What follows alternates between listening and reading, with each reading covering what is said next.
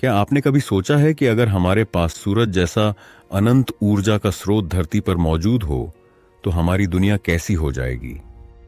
आज इंसान इसी सपने को सच करने के लिए काम कर रहा है।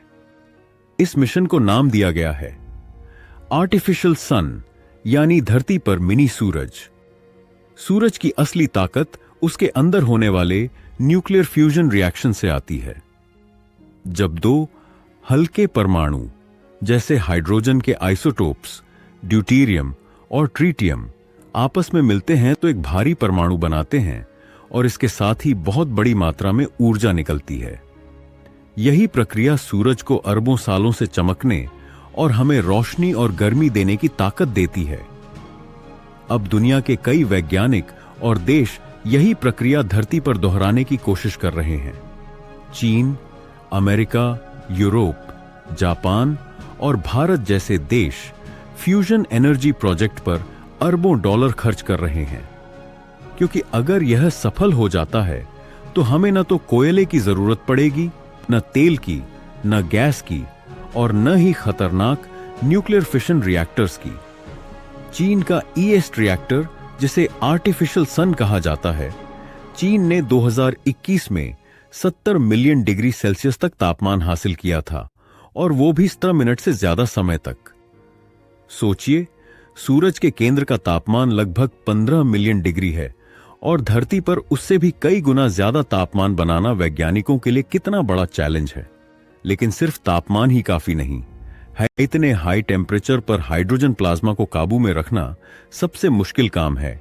इसके लिए टोकामक नाम की मशीन बनाई गई है, जो मैग्नेटिक फील्ड का इस्तेमाल करके प्लाज्मा को कंट्रोल करती है। यह बिल्कुल ऐसे है जैसे एक जलते सूरज को एक कंटेनर में कैद करके रखना।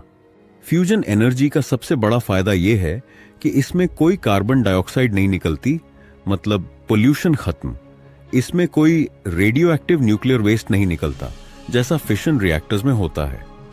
और सबसे खास बात, फ्यूल यानी ड्यूटेरियम और ट्रिटियम को समुद्र के पानी से निकाला जा सकता है, यानी लाखों साल तक चलने वाली अनंत ऊर्जा। लेकिन चैलेंजेस भी हैं। इतनी हाई टेक्नोलॉजी बनाने के लिए अरबों डॉलर लगते हैं।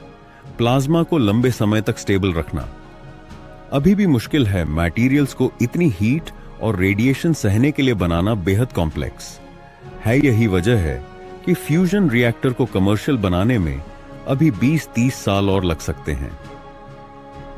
दुनिया का सबसे बड़ा फ्यूजन प्रोजेक्ट है ITER, जो फ्रांस में बन रहा है। इसमें 35 देश मिलकर काम कर रहे हैं और उम्मीद है कि आने वाले दशकों में यह दुनिया को पहली बार कमर्शियली यूजेबल फ्यूजन एनर्जी देगा।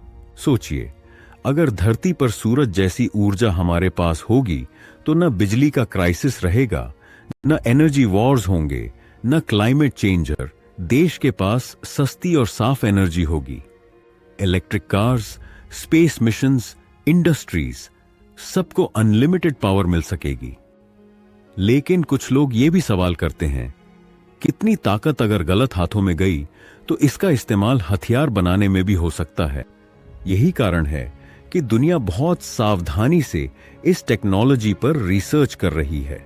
आर्टिफिशियल सन इंसान के अब तक के सबसे एम्बिशियस साइंटिफिक प्रोजेक्ट्स में से एक है। ये सिर्फ एनर्जी का सोर्स नहीं है, ये हमारी सभ्यता के फ्यूचर का फैसला करने वाली टेक्नोलॉजी है। शायद आने वाली पीढ़ियां धरती पर बने सूरज से मिलने वाली बिजली से चलेंगी, और उस दिन हम सच में कह पाएंगे कि इंसान ने सूरज को धरती पर उतार लिया है।